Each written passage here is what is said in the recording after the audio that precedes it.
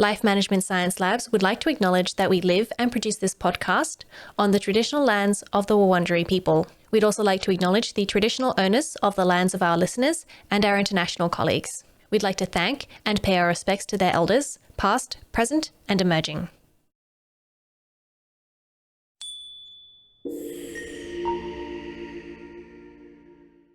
Hi everyone, and welcome to On the House, the Household Management Science Insights podcast, produced by LMSL, the Life Management Science Labs. We are champions of life management science, providing structured insights informed by science and inspired by practice on key aspects of conscious living.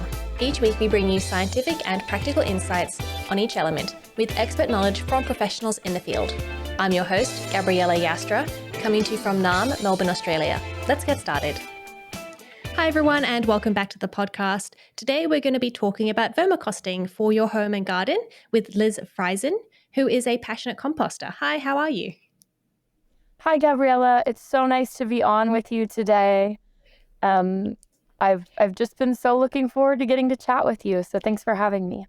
Great. Before we get going, did you want to introduce yourself a little bit more, a bit about your background or your experience? What got you into this? Absolutely. So my name's Liz Freisen. I use the pronouns she, her, and I am somebody who just loves learning those little quirky facts about our earth and environment. So from the time I was in grade school and probably even before, I was running home and telling my mom, oh, we found this in the garden today. Oh, can we do a nature hike? I've just absolutely loved learning and exploring the natural world, which is a bit unique because I am born and raised in Los Angeles, California, here in the United States, which is a major metropolitan area with not a lot of green space. So I think that sort of set me up for my fields of interest. I studied environmental economics and policy at Michigan State University, but I also absolutely adore working with people, families, and children. So I actually pursued my master's degree in human development and family studies. So this is a really fun opportunity for me to come under the premise, sure, of talking about composting, vermicomposting, so composting with worms, but also just a little bit about life, work-life balance, and this concept of being members of one big family here on planet Earth. So I'm super excited to talk to you today. Great. Yeah, that's it's great that you are bringing, I guess, all of the aspects that we want to bring into to this podcast and to our company. It's not just about the home; it's about the people who live there, and making it good for everyone. So before we start on the main topic that we're talking about today, we're going to get to know you a little bit better with a section we call "Have You Met Liz?" So our first question is, what's your favorite book? My favorite book is Only Joking, Laugh the Lobster. It's a children's book, and I read it hundreds of times a day in a week. And I just love to laugh and get a little bit of comedy in the day. And it's also when I practice various accents with my little daughter, who's 1. So it is one of those routines that brings me some sanity in the form of humor. Oh, that's lovely. And it's good that I'm guessing that you read this to your daughter? Yes, it's not my personal professional reading, Only Joking, Laugh the Lobster. And you can't find it anywhere anymore. I think it was published when I was a child. And so there's 3 copies on eBay for hundreds of dollars. So oh, wow. I'm not encouraging everyone to run out and buy Only Joking, Laugh the Lobster. I'm just sharing that it has a special place in my heart. Maybe they should reprint it and then everyone can read it. I think that would be fabulous. Is there a movie you've watched recently that you've enjoyed? I wish there were. I have been obsessed with the Wednesday Addams TV show, and I have not been able to sit for more than 30 minutes in the last 2 years. I really, really, really want to watch The Woman King, but I haven't had the chance. But that's on my must-watch list. I'm hoping to watch that before the Academy Awards. So we'll see if I make it in time. Good luck with finding some time. So are you listening to any podcasts as well, or no time for that either?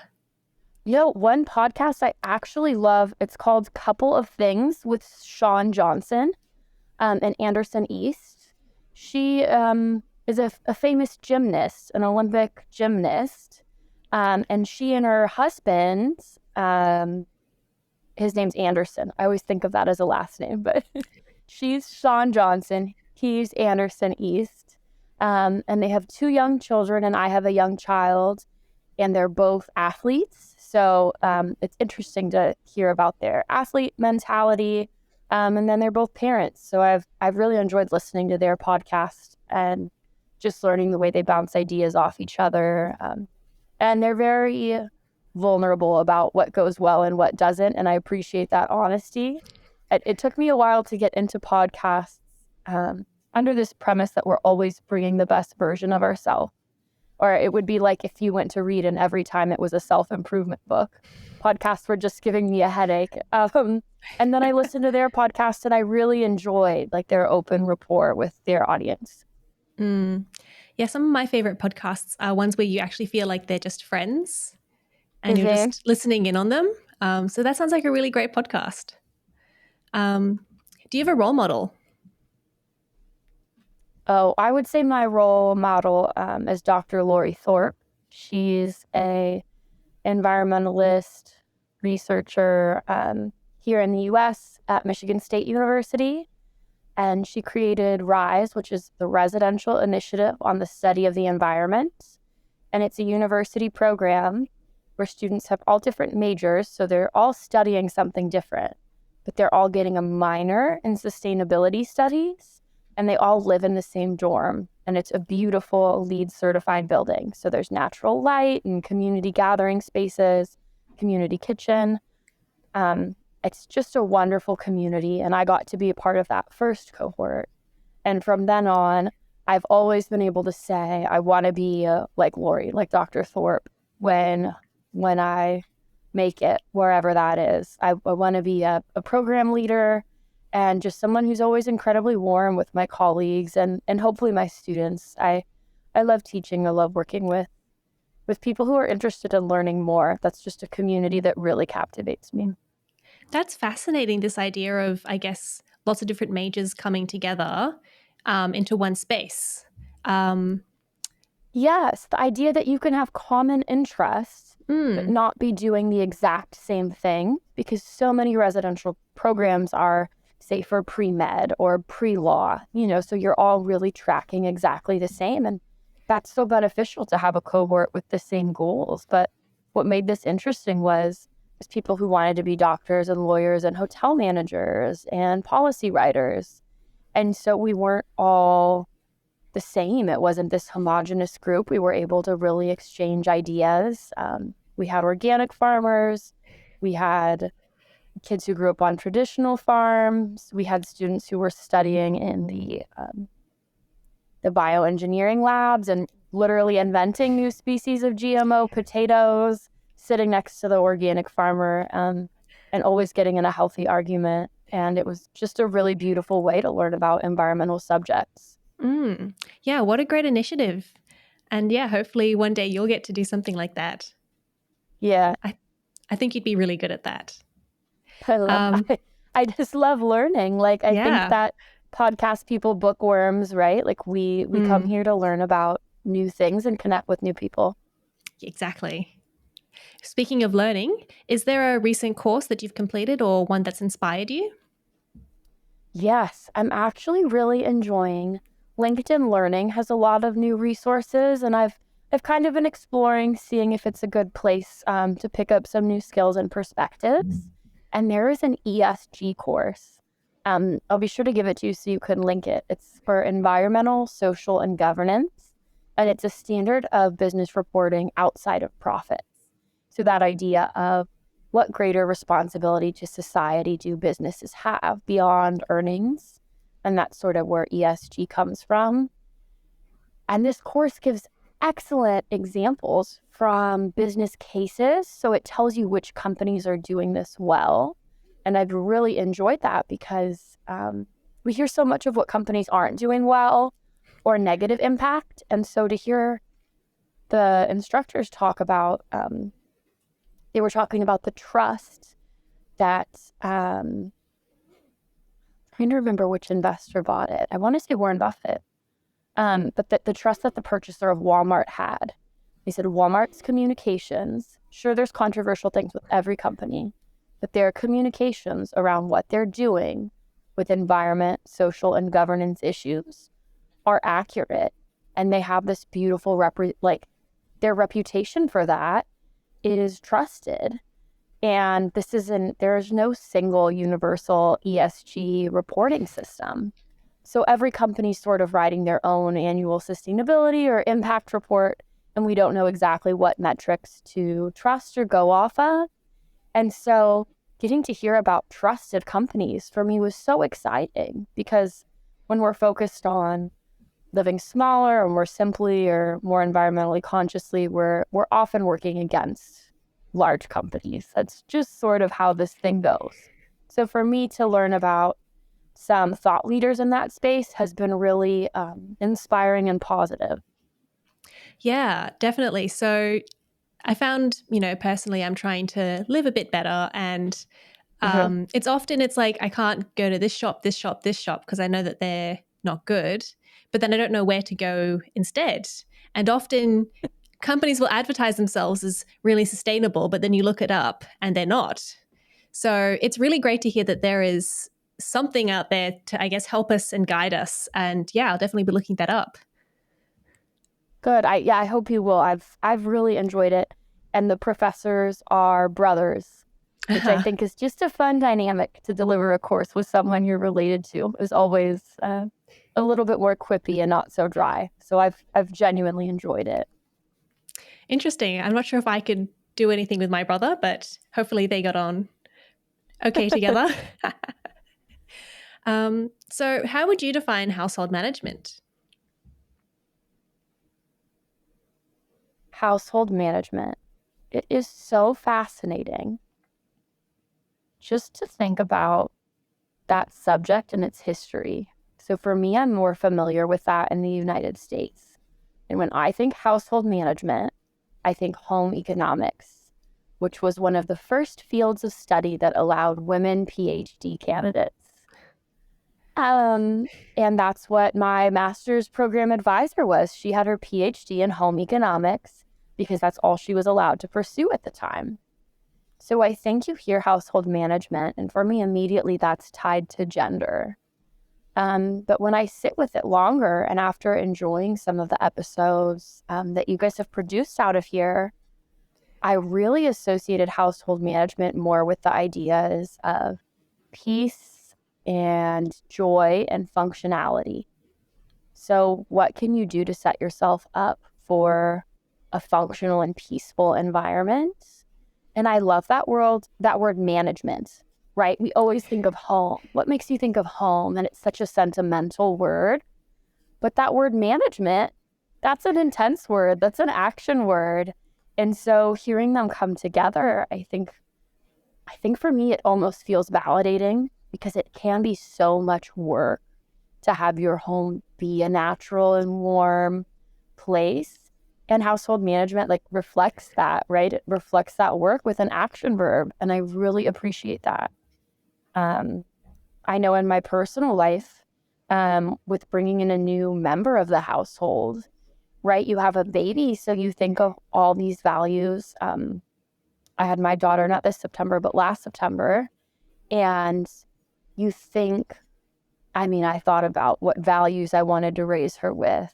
We thought logistically about doctors' offices and schools, and almost forgot to think about this little tiny 2-bedroom condo we live in, because for us, it was an afterthought. We had figured out all the big stuff, and we're just now getting to a point where we have systems that really fit with us. And I think it's true, everything comes in phases.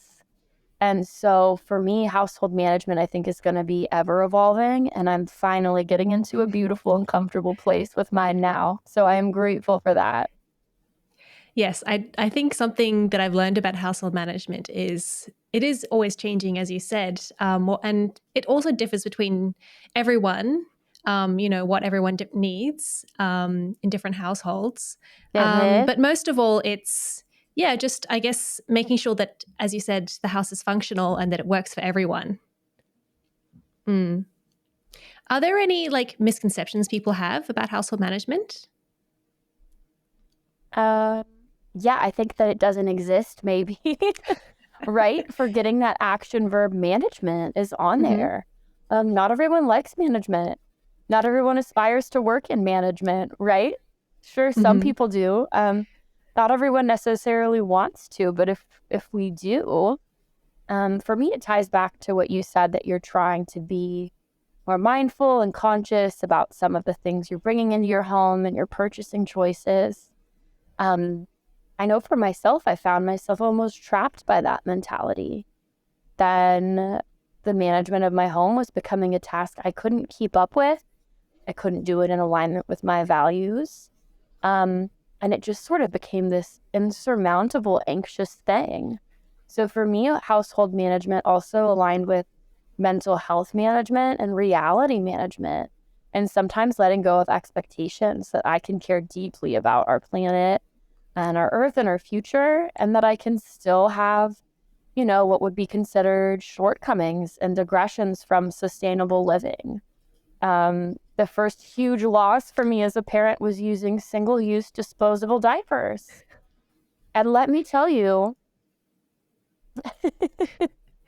I couldn't have done it. It was simply not in the cards. So for me, looking at, hey, how do we evolve that? How do we fix that? And always remembering gender and the importance of bringing all gender identities, gender values to the table. If we think about gender and technology and science, right? Where's the badass women diaper manufacturers? Hello, I want to see some female excellence in chemical engineering getting on that instant pee absorption game and market, and I want a compostable solution. And I think some of that aligns with making sure that parents are welcome in the workforce, making sure that parents are invigorated at work, letting people who live out these problems try and solve them. So it helps me to celebrate others, celebrate the wins. That's why I liked hearing, hey, a big box store was seen as trustworthy by an investor. That's kind of neat. And accepting our wins for what they are to kind of protect our peace and our intentionality. Definitely. I think as well, I guess instead of trying to change ourselves to fit into a box and to fit into what we think everything should be, is actually changing our environment and the organizations around us to fit what our values are, I guess. Right. So, what is vermicomposting? You've got it. So vermicomposting is composting with worms.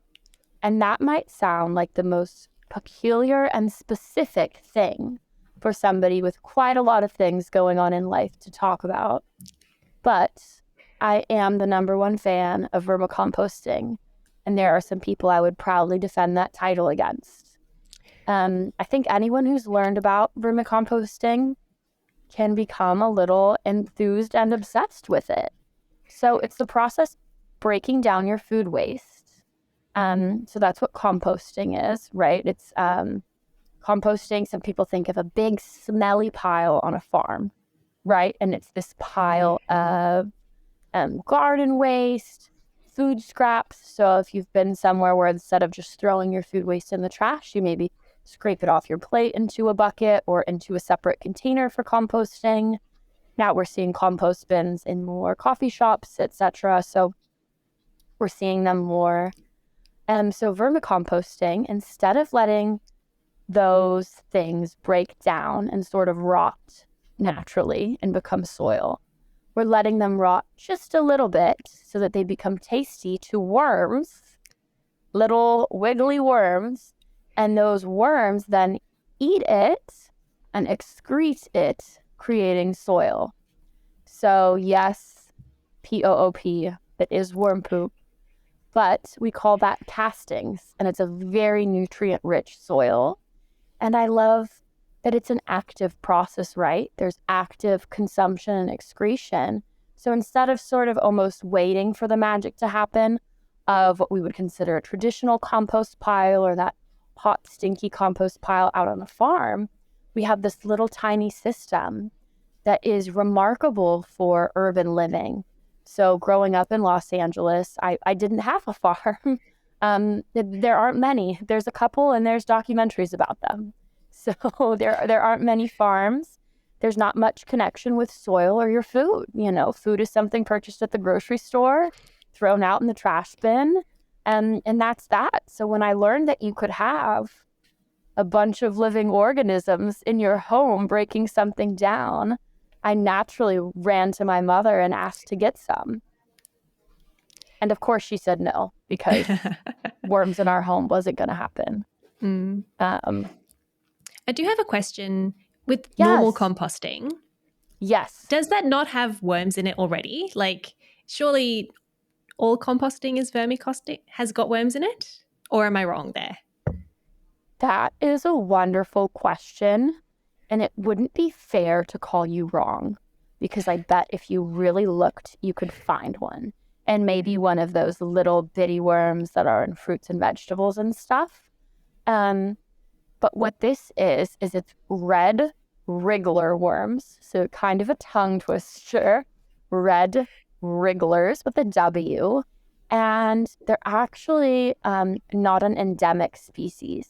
So it's not the worms you would find native or natural to an area if you were to, say, dig in the ground for them. Those worms aren't living in a big colony. They're sort of spread out. You see them when it rains, they come up. They've each been in their own happy little area, aerating the soil. Wonderful natural process. These red wriggler worms live in a colony. There's also ghost worms is another colloquial term. So it's a different type of worms that live together in a big mass. And what that means is they can eat quickly enough to keep up with compost or food waste. Whereas those little individual ones are just not going to be working on a scale that would move through the waste effectively. Some people do a mixed system where they put some vermicompost worms in their compost pile. But that's what I more like to call kind of your creative flavor, right? You're already an expert. Say you're a candle maker, right? You've mastered all the kinds of candle making. You want to throw in a little soy wax with your beeswax. Sure, you can try these things, right? It's still a candle. Composters love to experiment with different types of composting, and then different ratios of nutrients, and what goes in the compost is largely what comes out. So yes, I want to be clear that there's no wrong way to do it. But vermicomposting in the home or outdoors or at scale is going to be with a type of worm that likes to be in a big, dense colony so that they're effectively processing through that food waste. That's a great question. Yeah, because I've seen some videos of like vermicomposting, and I mean, it's a little bit scary. There are so many worms in one space. Yes. Are you a Harry Potter fan? Yes. It makes me think of the scene in the first movie where the kids all drop into the plant that's wrapping around them, like a very healthy and full worm compost bin. You just pull your hand out and it's teeming with worms. Okay. And that's what makes it a little different from our little friendly earthworms we see on the sidewalk after a rainstorm. Yeah, because also as a kid, I used to dig up the worms and play with them. So, yeah, but never that many, I guess, in one go. Always just one or two. It would be a little traumatizing to find that many, maybe. I think so, particularly that color. I think I'd be a bit scared of them. I haven't seen the ghost worms yet, but they really are a little translucent and a colony worm. Ooh, so I'm sticking to the red wigglers. I'm not sure I want to meet another variety of worm friends right now, but when I do, I'll have to report back on how scary they were. Okay. So I guess, why should we be vermicomposting? Why is it so hard to say? Red wriggler is harder, and I haven't asked you to repeat that yet. So. I think that honestly brings up an important point, Gabriella, of accessibility. So we're not vermicomposting because it's a big word. It sounds scary and it sounds messy. So I told you I ran home and told my mother, we're going to start composting with worms, to which she clearly told me no. She said, this is going to be like when you cleaned the kitchen with vinegar and it smelled. And she said, this is my home and I want it to be nice. Someday you'll have your own home and it can smell like vinegar. And she's a very supportive mother. But, you know, that was her home. That was her space. And I did clean it with vinegar once, and it did smell quite atrocious. Everyone's saying it's just the same as other cleaning products. It's not. It's a little stinky. It's a little stinky. I'm trying the new orange peel vinegar mix. So we'll see if that's the solution to my vinegar woes. But, you know, I respect my mom for that decision. And so naturally, I asked my grandmother.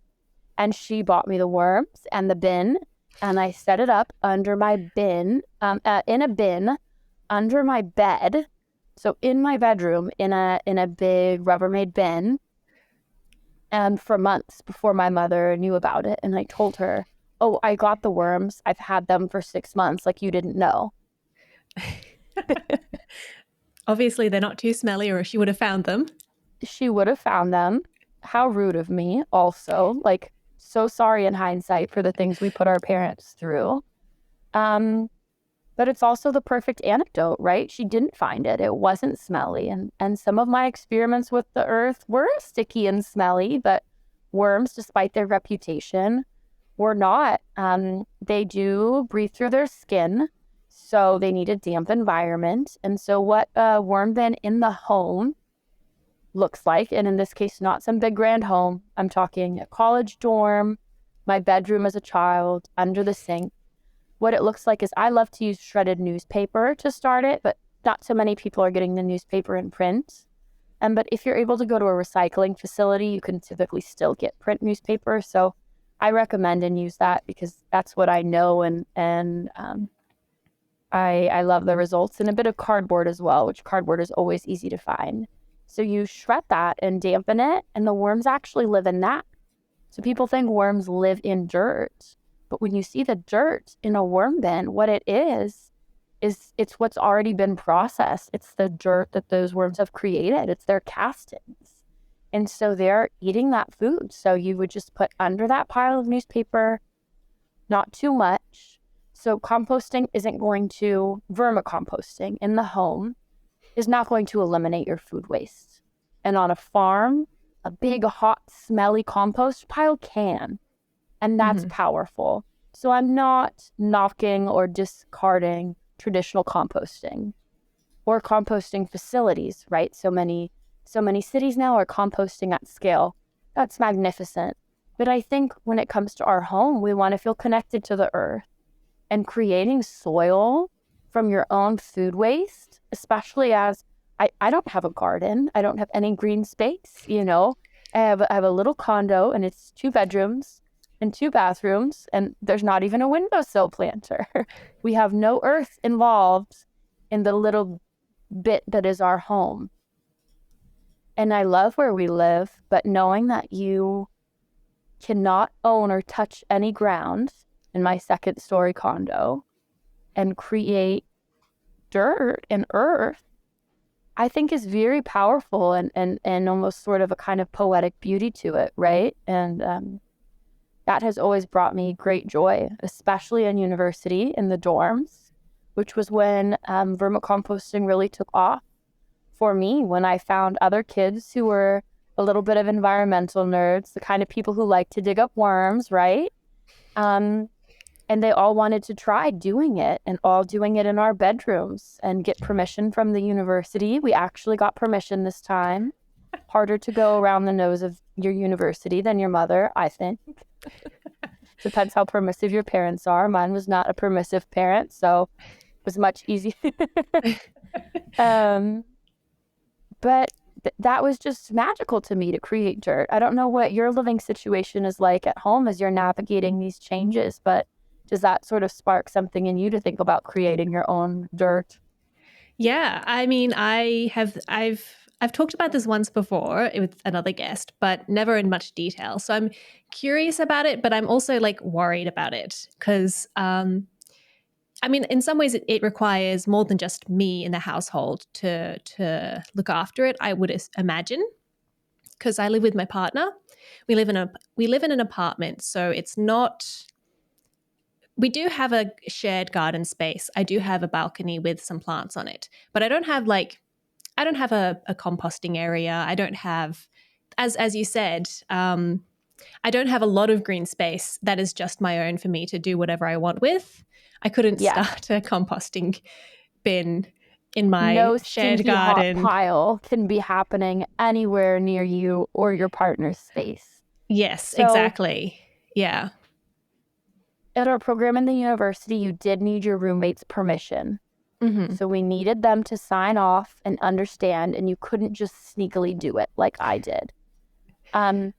As long as you don't put too much food or water in there, these little worms don't smell and are minding their own resilient business. Mm-hmm. So when we think about the food chain, food cycle, now we're picking up all our chains and tying them back together into circles. But in grade school, primary school for us, it was the food chain, right? At the bottom, we have our decomposers that eat and break down waste.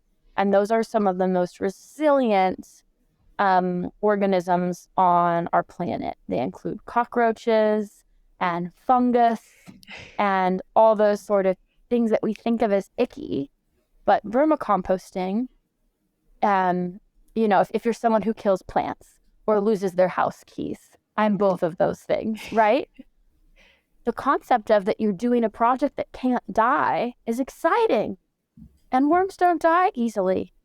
Okay. Because They can, but it's very hard. They can get really dehydrated and look all but dead. And then you spritz them and you're like, I forgot I had these. I'm so sorry, living beings. I'm so sorry I disrespected you. And you perk them up and they're all right. Okay, that's good It's to know. It's not as fickle or fragile as creating like a beautiful little biome or keeping a snap fly dragon that you got from someone who knows you love the environment and then you feel terrible you killed it. It's not like that. I would say with about 1 hour of education, anyone could be ready to start and maintain a vermicompost bin in their home. The caveat there is it's not going to be at scale. It's not going to be for all your food waste, but it is going to be a beautiful little project and little way you can engage with that system. And I think it'd be a really beautiful point for hosting friends, for speaking about the environment to your children, to children in schools, partners, grandparents. I think there are so many people who would love the idea of a little living companionship that's very hard to get wrong. Once a week is enough to check in.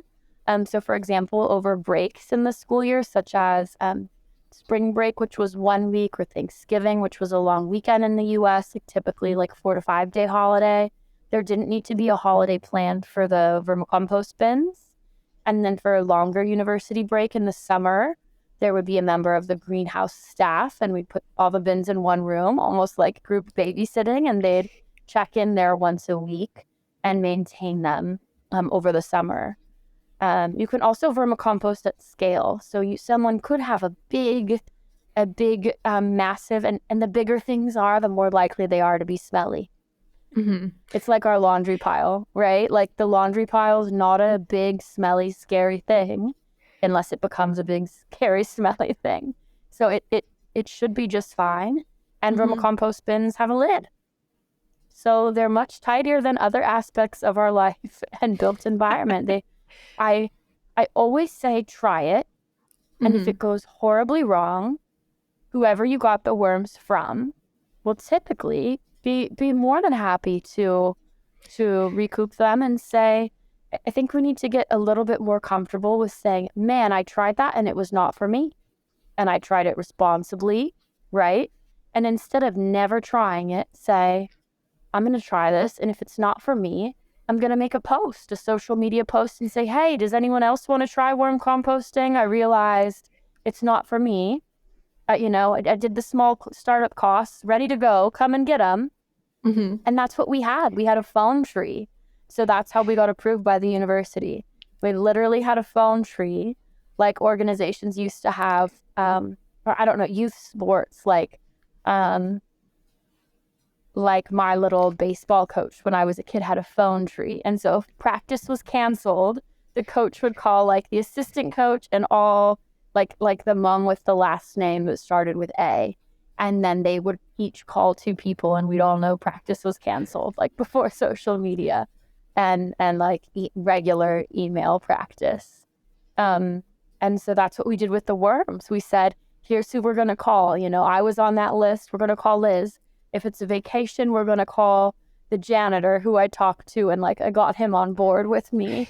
And we just got all these people's phone numbers and gave it to residential services and said, look, like, here's all of our cell phone numbers.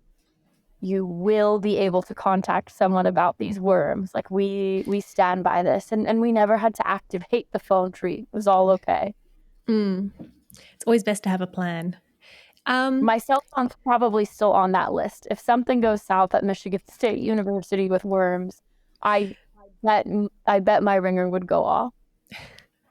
That's so funny. You get a call and they're like, can you come and pick these worms up? And you're like, oh, is this the family I made? I wouldn't say that. I would be like, yes, I'm on my way. And I'd probably like call an Uber driver and be like, I have an interesting proposition. Like, how do you feel about worms? Because I'm going to talk you through this on the phone. And we're gonna, I'm very committed to my little colony. So you mentioned that everyone brought them to one area during the holidays and things. So how big? Yes. How big is it? Where do you keep them? Yes. So they need a dark environment. So it's not going to be a clear bin. A dark 4-sided bin. I like the plastic bins. There's the brand Rubbermaid here in the U.S. and I don't know if they're international or a similar thing, but they have a little bit of give, and you drill holes in the side of it near the top to aerate the worms, and drill holes in the top. I would show you my worms are at the babysitter. Oh. So when I had a baby, I thought we are going to be keeping a baby alive, and I have a dog. Quite a task. And so my neighbors had always been fascinated with my worm composting. Mm-hmm. And I said, we're going to have this baby. Would you like the worm composting system? And so it's with them.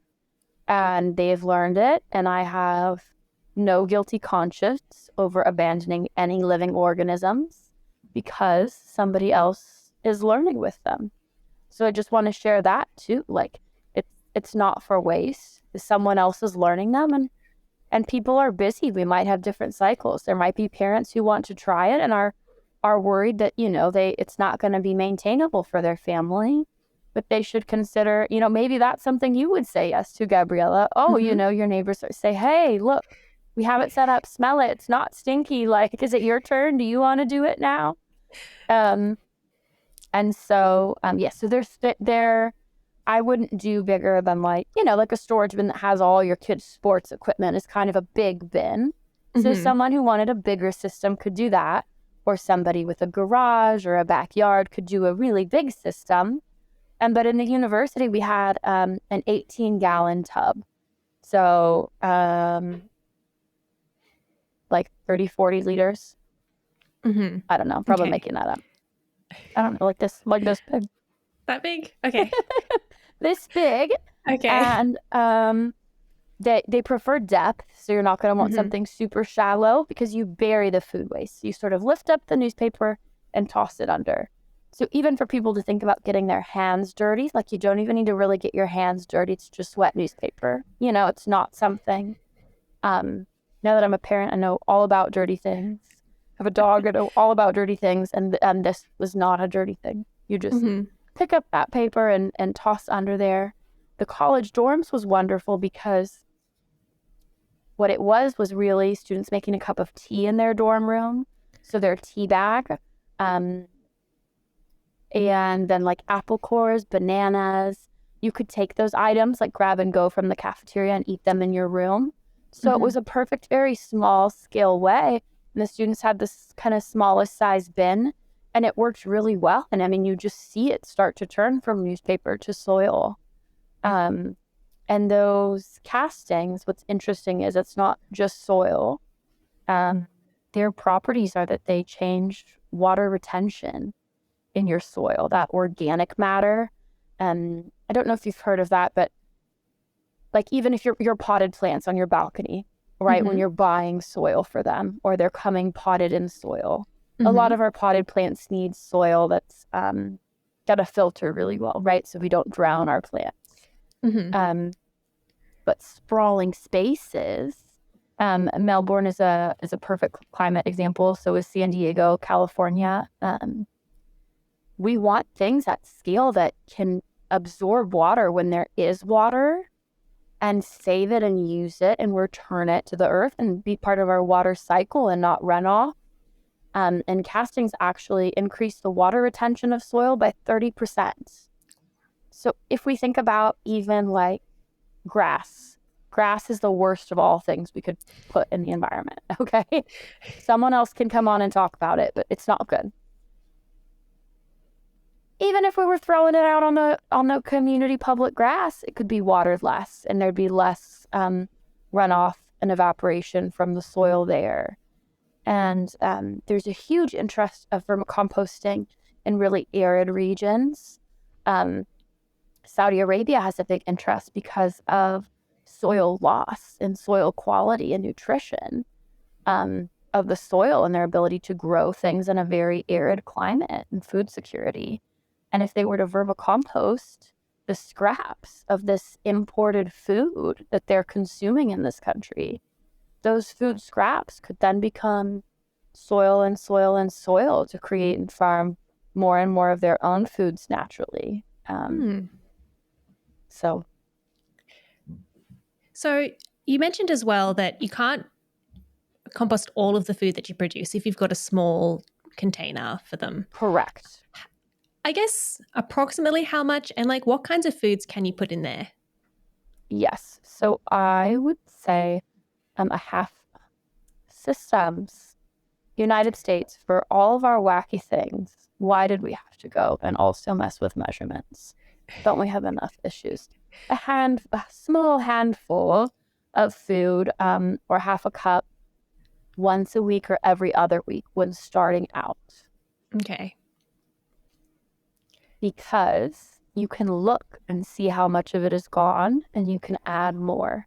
When we get something new, we're excited to use it, right? Whether it's a hair product or we're just spraying that everywhere, every day, trying to figure out how it works. So we just can't do that. We can't get too excited with our newborns, just little by little.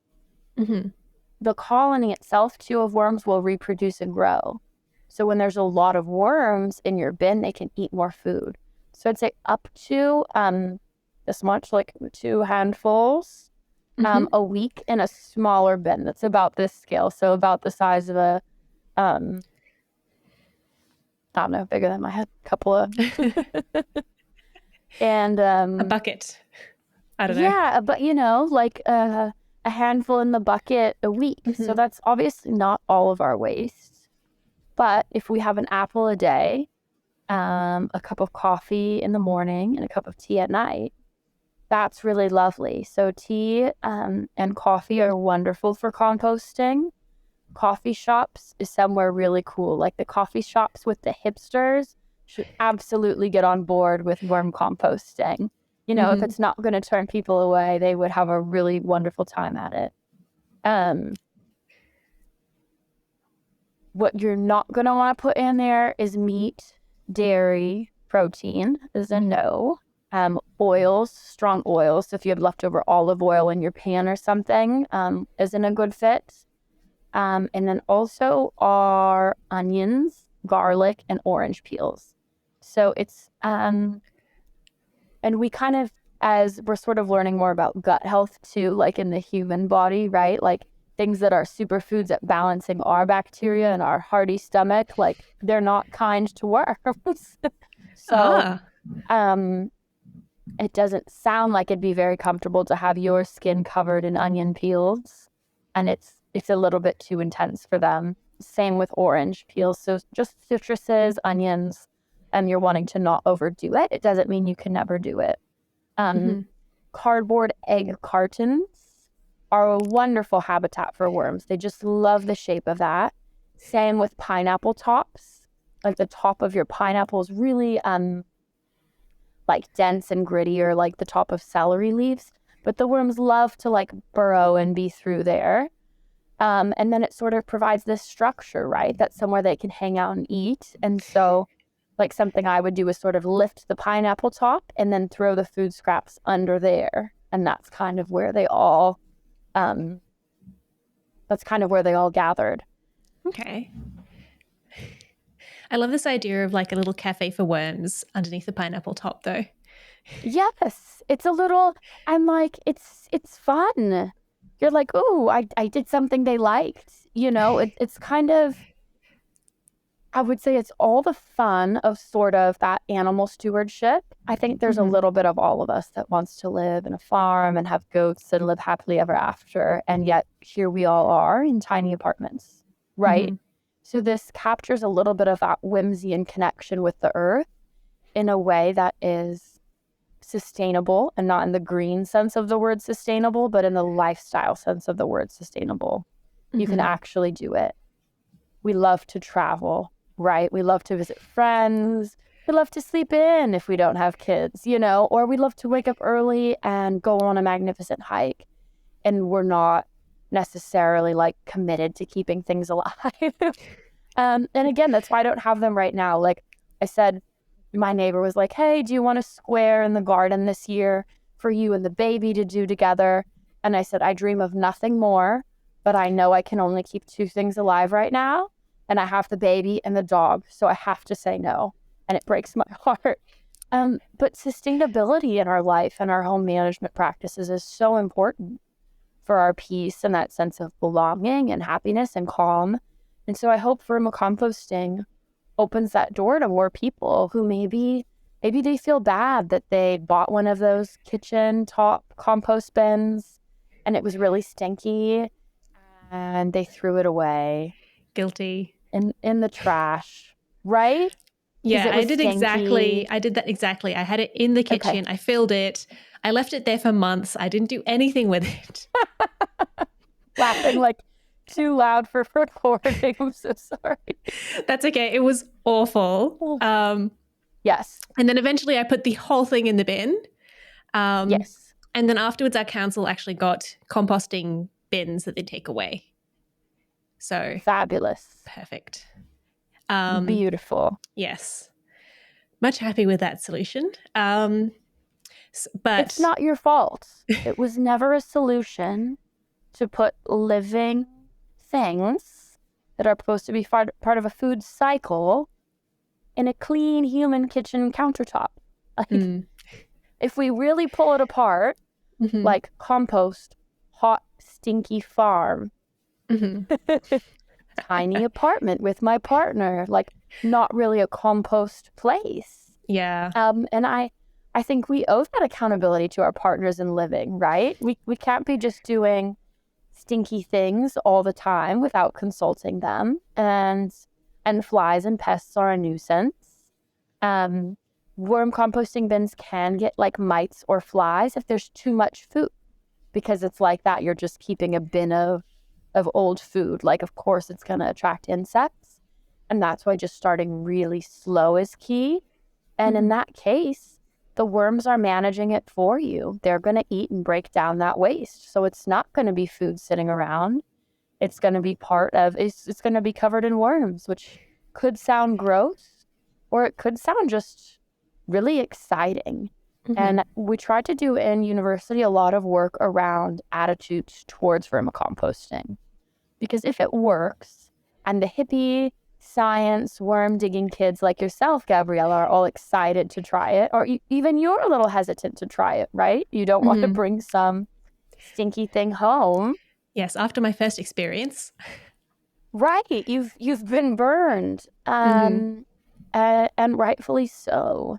And then there are people who really don't like insects or have a phobia of the outdoors or trash and smells or stickiness. There's a lot of unpleasant sensations that we can associate with worms, but I hope we associate it with things that our generation loves, like escaping reality and becoming goat farmers on a happy little farm, or a cup of organic sleepy time tea at night, right? We love those things. Those are seen as very clean and pure and wonderful.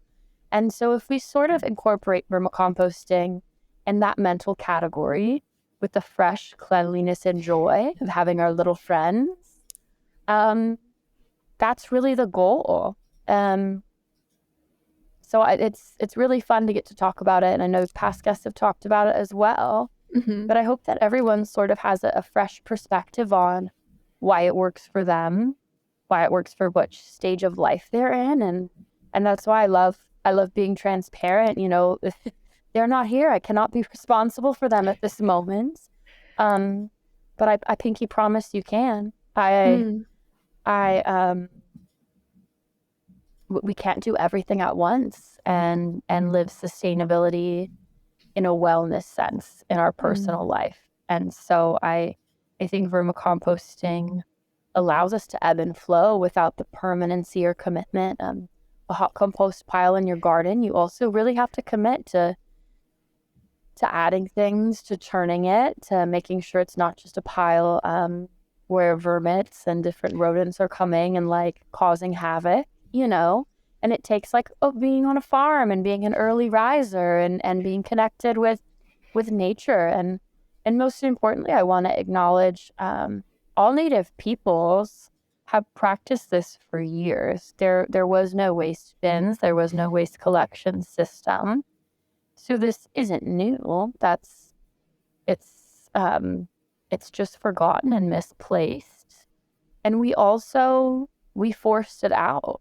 It's not compatible with the apartments that we live in now, realistically. It's not compatible with not having green spaces. So are we going to stop having apartments anytime soon? Probably not. But could we each try our hand at that and really enjoy it as an enhancement to, your community's compost system? Yes. And it's not a replacement for, I think, the city of San Diego is full of people who love the environment and the ocean. And we just passed citywide food scrap composting. So I'm excited. And because I don't have to keep anything alive, I just have to throw it in the bin, which I know I can do. It's like diapers. I'm ready. But I just want us to practice a little bit more of, you can have a little piece of that sustainability dream, and a little piece of honoring the Native people who've cared for our land and their history, and acknowledge that reality of hey, we're kind of stuck in these apartments. These are our four walls right now, but we can still be a piece of creating soil, remediating our environment. Something I'm surprised, I was thinking about this. I'm surprised we haven't hit this yet. If you want to start your own composting, I guess, where do you start? We've talked about the size of the bin, but YouTube, baby. Just start on YouTube. Okay. Same for parenting, having a baby, just YouTube. I tell anyone who's coming to help with the baby, if you can't figure out that high chair, just put the brand name in YouTube. So on YouTube, I can send you a link to a couple of my favorites. Everyone does it a little differently, and I love that. There's no wrong way, but what you'll need is the worms. So whether it's a nearby farm store, organic garden, they can actually be shipped in the mail. So they'll be sort of in a dried out moss, AKA half dead. You'll think they're dead, but they're not. You just add water and food and they sort of spruce right up. So in the United States, I use Uncle Jim's Worm Farm. It is a wonderful shipping program, but it's also best to ask people. And maybe people can share in the comments or with your community if they are vermicomposting and if they have some worms to share, because the worms do reproduce. So you can take half of them out of your bin and put them in a friend's bin, and then you'll decrease the amount you're feeding them by about half Tell your friend to start really slow, but you can do this. It's also important to note they're a non-native species, so we shouldn't dump our worms out. They'd probably just die in a city. So I don't really think we're going to start a revolution of non-native worms, but I better say that. Better say my bit of we shouldn't introduce them in nature where they aren't already, but in plastic bins, they're going to be just fine. They reproduce very effectively, like most of our non-endemic species do. And so you really only need one. I mean, I was able to put them in 23 elementary schools and not purchase any worms. Those all came from that worm bin under my bed that my mother didn't know about. Wow. That sourced all the worms for 23 schools in Los Angeles. Just separating them by half. That's wild. I never thought of that. I was like, where did we get the worms? And I'm like, oh my goodness, we always split a bin by half. It's the original generation that you started with. I guess. I mean, the other nice thing is like worms lay eggs and die naturally in the soil too. So they're going to die anyways. You probably didn't kill them. Okay. And they probably also laid eggs. So you're probably okay. Okay. When it comes to like managing something alive, they're very hardy and they're designed to do that. It needs to stay damp. So I recommend getting newspaper or leaves if you're somewhere where deciduous trees will shed their leaves. That can be a great time of year to start your compost bin. Not that it has to be. And then you'll just keep that damp. So I like to use a spray bottle, a water spray bottle to keep it damp. And then it was college. So we would like lose these things and be lazy, and we'd like kind of stick our hand in some water and spritz it on that way, right? Stick our hand in the sink and shake some on there, and it just needs to be damp enough for them so that they can breathe. But it should be like the consistency of a damp sponge when you give the bedding a squeeze. So if it's like soupy in there, that's too much. We can drown our worms. But the hardy ones, they're going to be hiding somewhere on the sides. They're going to be all right. Your bin will likely pull through. You can usually rectify anything. I'll make sure that I'm always available and open. But just asking another composter or Googling it, help, I flooded my worm bin. Just Googling that, you're going to find answers. You know, we live in an age rich with information. And so the secret of how to do it is not really a secret. It's more so that encouragement and that human connection of, hey, I know you can do this. I promise you. You could tell your partner I said so. It's not going to be like that countertop bin, right? And so they're best stored somewhere dark. So under the bed actually was really practical. Under your desk, which can be really fun. A lot of us are still working from home or have stayed working from home in the United States. And so I have a dedicated desk. And so that could be kind of a fun way. Bring your friends to work every day. Under your sink. So where like the pipes are, a lot of people store their cleaning supplies there. You could have a worm bin there, and it's a very practical choice under the sink to just dispose of things. I also wanted to share that anything that we choose to compost instead of put into a landfill, so in the trash. In the trash, as it's compacted and rots, it's going to release methane gas into the environment. It's a very potent greenhouse gas. If we let that food, instead of rotting into gas, be eaten and excreted by worms and go into a garden, we're keeping that methane out of our environment, which is remarkable, and not by doing less, right? It's hard to give up the things we shop for. It can be hard to switch to taking public transit. If it takes 45 minutes longer for your commute, you're probably not going to switch to public transit. You know, you might not be able to invest in a sustainable toothpaste subscription at this time, but you can put less stuff in the trash can and just put it in this bin under your sink. You know, like that you probably can do. And the worms are taking care of it. So it's their job. It's not your job. And for me, that sort of carefree nature of it made it it really adaptable. And if college students, university students are committing to it with success, that's also a pretty good sign of societal acceptance, right? Yeah. So is there another practice that you do? So you mentioned that you're not currently doing it in your own home because you only can only keep 2 things alive. But is there something that you do at the moment that you do regularly to improve your home or your garden? Yes. So for in our home right now, something that we've really committed to is buying less when practical and fun. So we're not hurting ourselves. If the kid needs a thermometer, we are going to Amazon Prime. The thermometer is arriving at our doorstep. Okay? We're not perfect.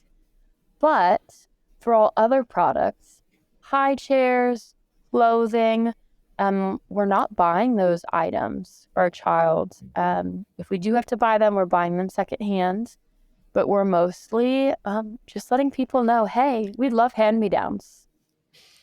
And if you tell somebody you are willing to accept their baby junk, it will not just be, it's never just one high chair. It's everything. It's trunk loads of stuff that's perfectly good and used for such a short little time span in their teeny tiny little life.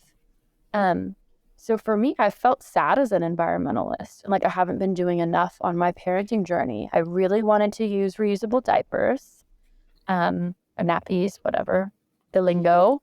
And I really, really was committed to using glass baby bottles. I didn't want to use plastics. Well, my childcare had no glass allowed whatsoever, no exceptions. And stainless steel bottles, you can't see how much milk's in there, so it's not a practical choice. And for my partner and I, washable and reusable diapers were not an option. We needed to use single use. And so I sort of felt like, oh my goodness, have I thrown away all caring about sustainability in my personal life? I'm not practicing anything I preach. And then I thought about all the things that we were not buying for this kiddo, and all of the clothes and all of they just go through things. They're a different size every 2 weeks. First, they're not allowed to be in things. Then they have to be in little things, so they're engaged. The car seat, they can't not have a car seat. Like, there's legitimate safety concerns here that we need to be mindful of.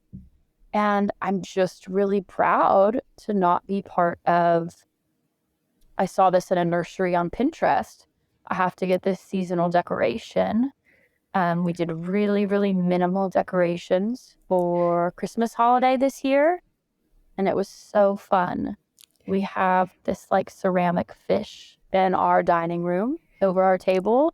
And so I put a Santa Claus hat on him that we sort of made out of like leftover paper bags, and made a little, so he was Santa Claus. And then, so of course he had a little reindeer pulling Santa Claus fish that I made from a paper bag. And the baby just loved it. Like, she pointed at Santa every morning. It was so sweet. And it was so nice to think about the fact that, like, we didn't make anything this season that is going to be in another landfill. We didn't say yes to any plastic thing that was going to boost our spirits and then turn into waste. And so, sure, there's other failures in our parenting journey of choosing to live sustainably, but there's some wins there too that aren't to be discounted. And I think there's such a split among environmentalists that either it's our job, we have to solve everything with our lifestyle, or it's all the fault of these companies and the government. The government allows plastic, we're doomed anyways. The government allows corporate pollution. Well, it's both. We are the government, right? There's a little bit of truth to both sides of the coin. And so I think participating in what you can, my home would not be a managed home. Home management would be lacking if we were having unwashed reusable diapers around. That's a hard no. We could not exist that way, and so we didn't pursue that path. no one had the time or energy to do it. We don't have wash and dryer here. I couldn't go up and down stairs very well as I was recovering from surgery. I had a cesarean delivery with my baby. And I didn't realize, like, it really hurts to walk up and down stairs if that happens. And we're second story. So just getting to laundry for me was always a huge barrier. And I thought that me, the independent woman environmentalist, was going to be washing all these little reusable nappies. And I would love to. And everyone I know who's done it had a wonderful experience. And so I can support that while still not being afraid to admit on as a sustainability guest on a podcast that I use single use. And I think introducing more of that balance creates that community for us. So it's not a daily thing I do. I think as you become part of a family unit and less of an individual unit, fewer and fewer of your rituals sort of stay on the agenda.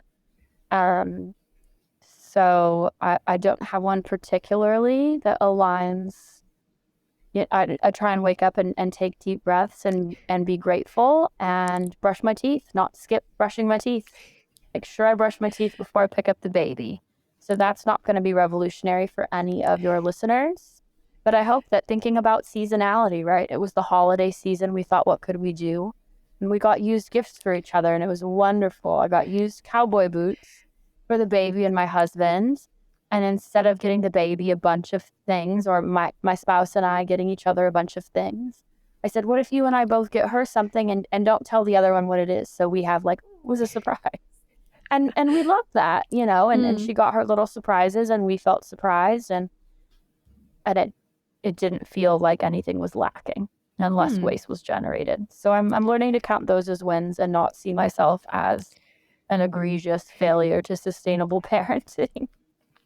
No, I love that you're so, I'm not sure what the word is, but I guess merciful for yourself, like forgiving, not merciful. A little bit of compassion, self-compassion. Compassion, exactly. Yeah. And doing the best that you can do.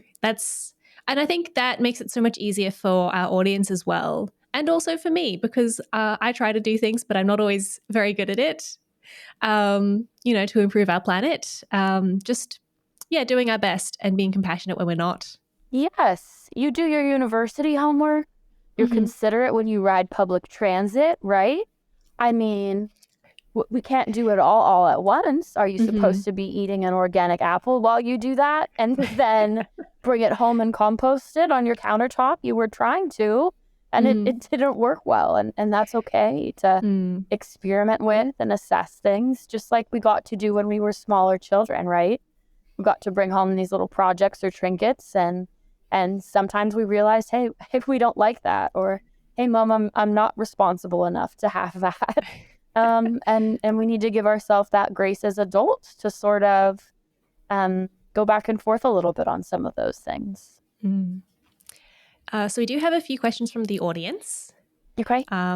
So our first question is it's basically just a list of foods that they want to know if they can put in the bin. Yes. Okay. Eggs? No. Okay. Even the shell? No? That's what I was waiting for. The shell is wonderful for the bin. You don't need to rinse it to ensure there's no residue. That's fine. Just crack the egg, drop the shell. Not only fine, but wonderful. Eggshells actually support the reproduction of your worms. So if you're getting ready or hopeful to separate your worms and create a bin for a friend, making sure you're adding eggshells is a wonderful way to support that nutrient. Great. That's good because I use a lot of eggs and I eat the eggs, but then what do I do with the shells?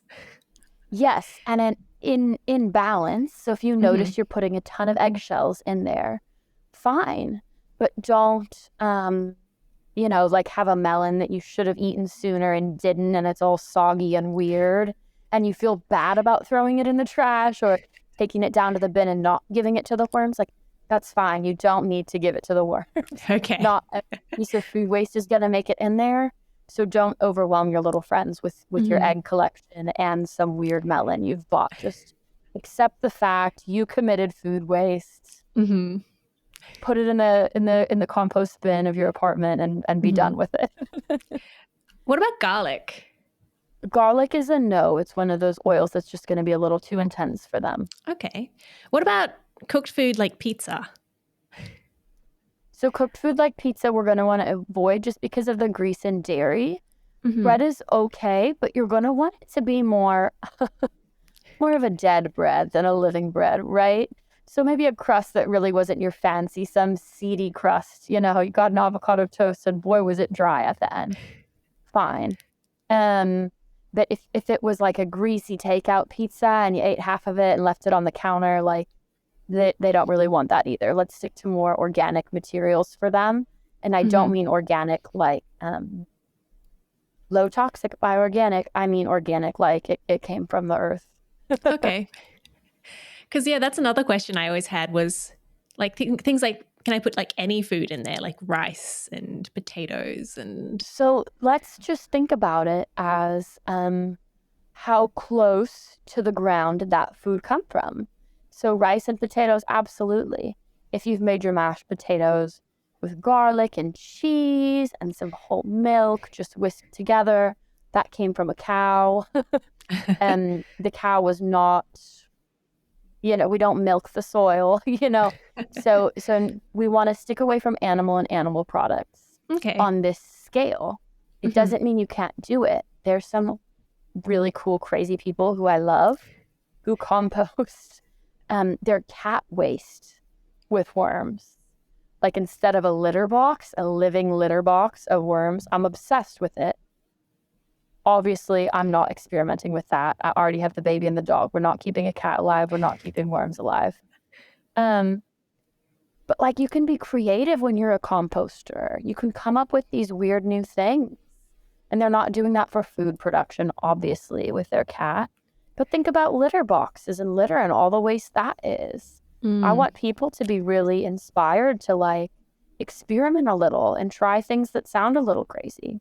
Anyway, I digress. What were the other foods that this listener is curious about? That was all the foods. We mentioned a few of the other foods already. Yeah, so you're just going to want to avoid onions and citrus. They're both just a little strong. And it doesn't mean all your worms are going to die. Okay. If you're making like a curry and you have onion skins going in with your carrots and stuff, like it's okay. Okay.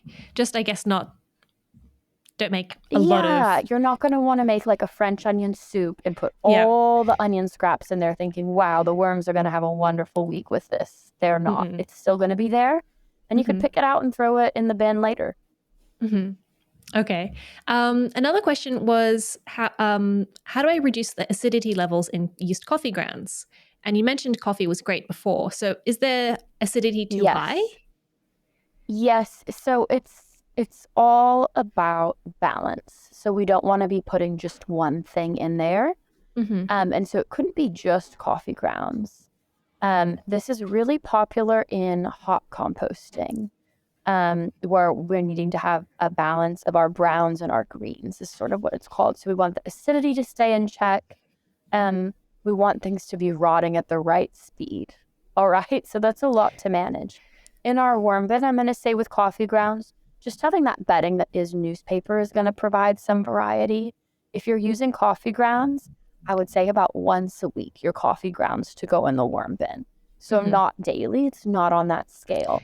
If you have a big system in your garage or you're really geeked on worms and you want to make an area in the side yard of your apartment complex, I will give you resources on how to get everybody's coffee going in there. But it might smell a little. So in my risk-free, under-the-sink version of composting with worms, we're going to do coffee grounds about once a week. Just like us, we wouldn't want to eat the same thing every day. We don't want to give them just one thing. So in addition to coffee grounds, I would do like maybe carrot or vegetable peels, like when you're trimming your like cucumber, potatoes, carrot, those peels make a really nice substance to kind of mix in with coffee grounds. And so it's not so homogenous for the worms. Yeah, I think I'd get bored if I was just eating the one thing for a whole week. Especially if it were coffee grounds. Exactly. Not very fun.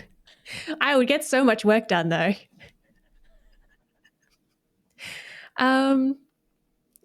I think that's all of our questions from the audience. So we'll move on to the open mic section.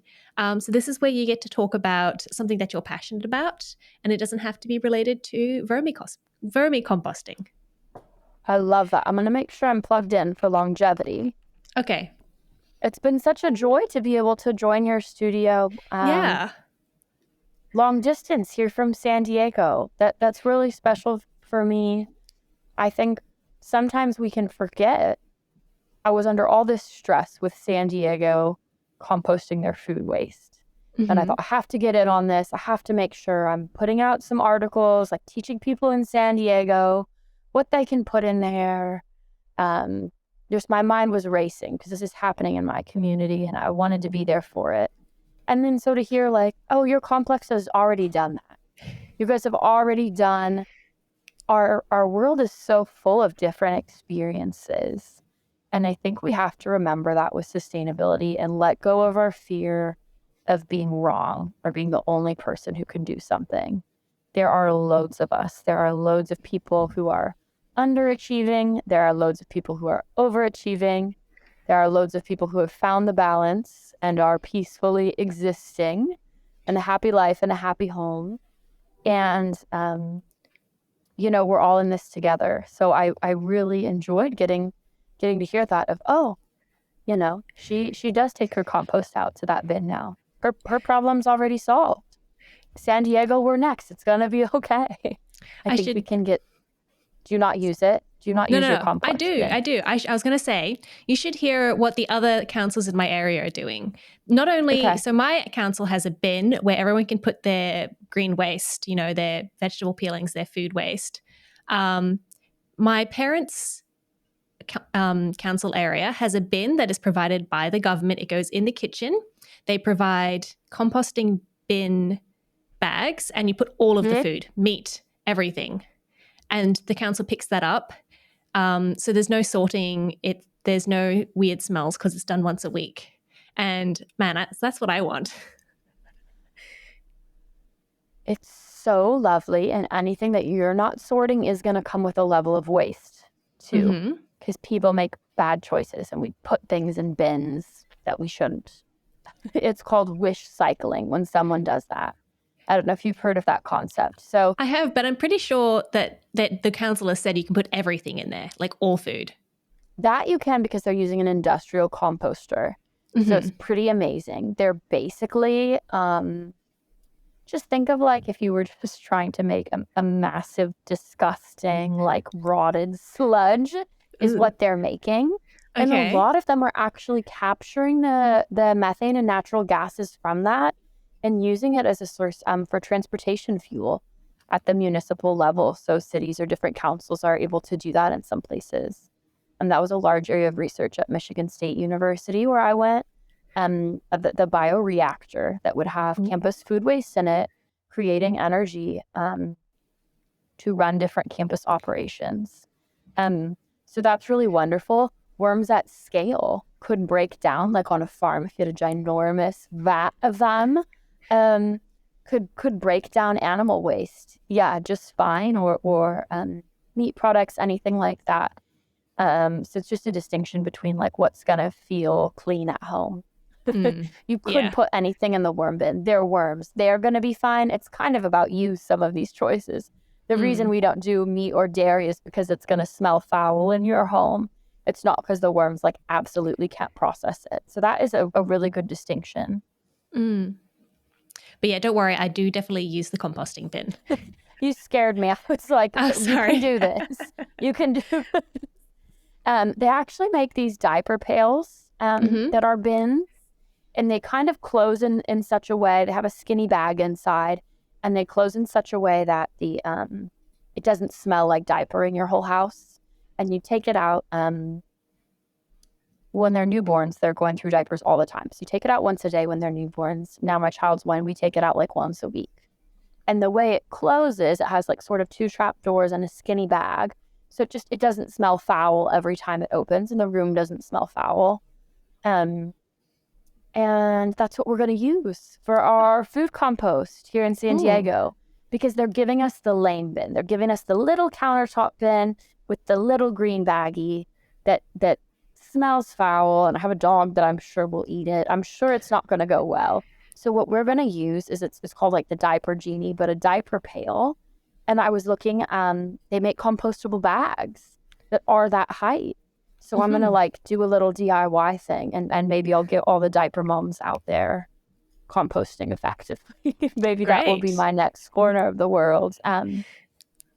For open mic, I wanted to share, welcoming a baby into this world has been a huge part of my last 2 years.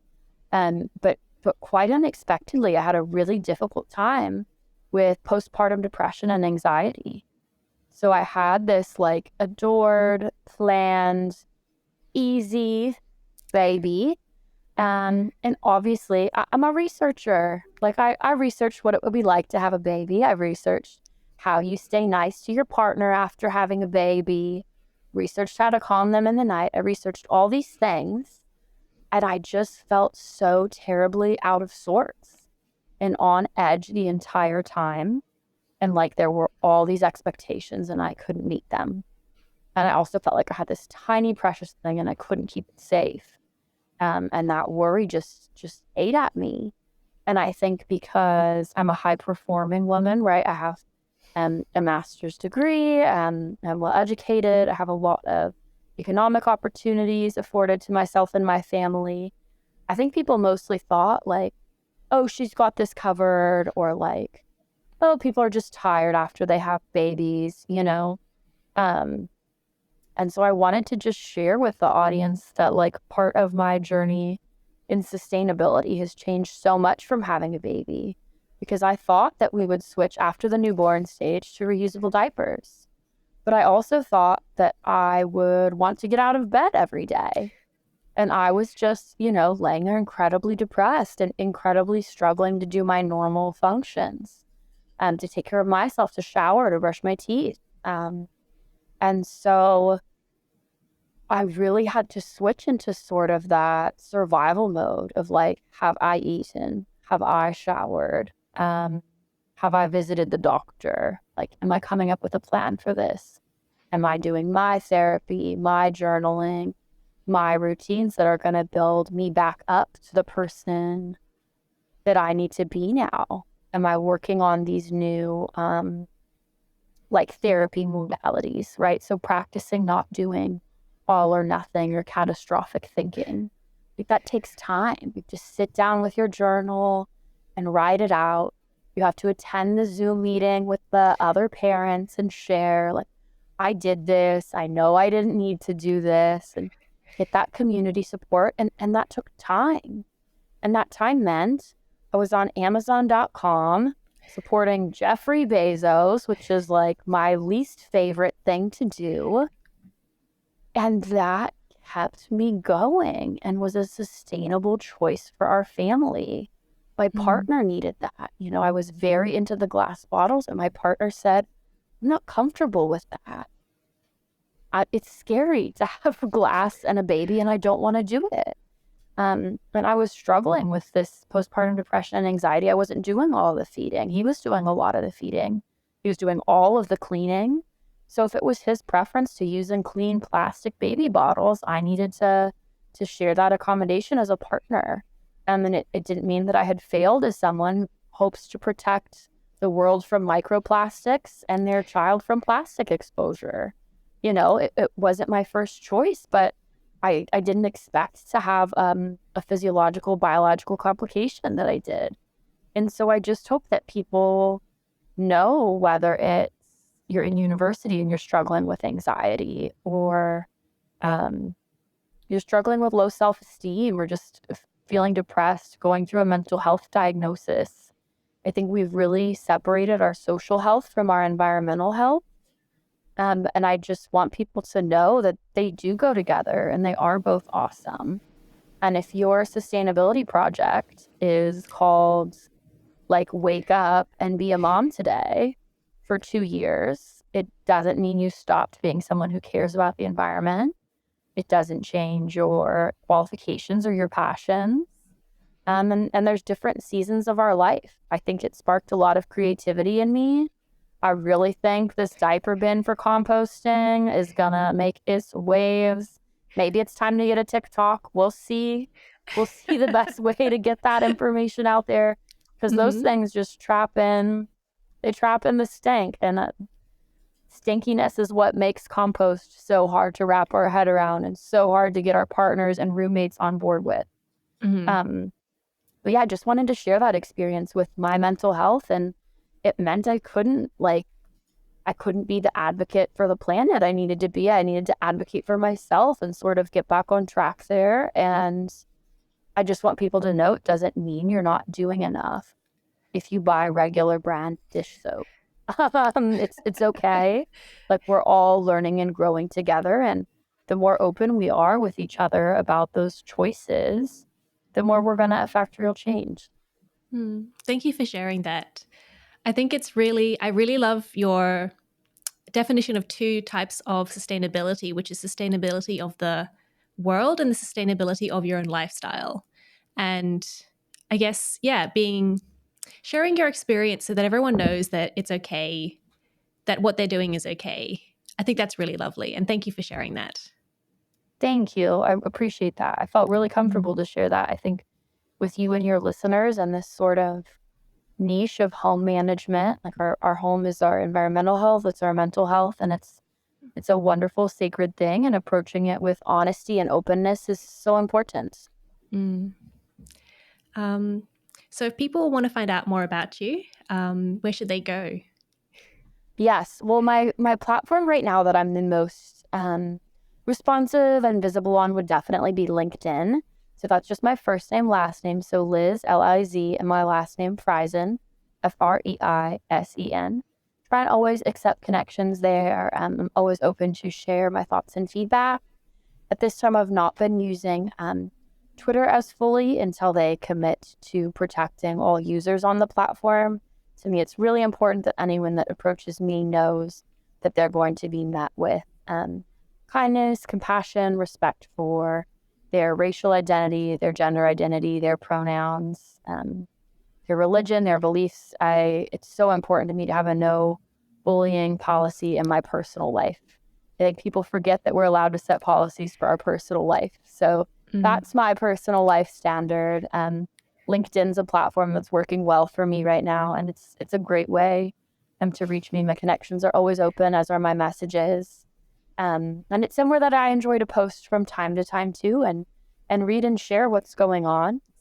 It's also a place that can be intimidating. So just because you see someone doing well on LinkedIn, don't panic. If it's not your system of choice, I'll give you my email. You don't have to use LinkedIn if it's stressing you out, but it's a wonderful way to reach me.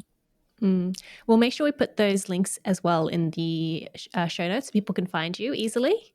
Thank you so much for joining me on the podcast. It was really, really lovely to talk to you. It's been lovely to be here, Gabriella. Thank you so much for having me. Thank you. You've been listening to On the House, produced by the Household Management Science Labs, a division of LMSL, the Life Management Science Labs. More episodes like this from across 10 life management perspectives can be found by searching LMSL on Apple Podcasts, Google Podcasts, Spotify, and YouTube, and any other podcasting apps available on your smart devices. If you enjoyed this episode, please consider rating, sharing, and subscribing to our channel, as it helps other people to find it so we can grow and continue to bring you quality resources.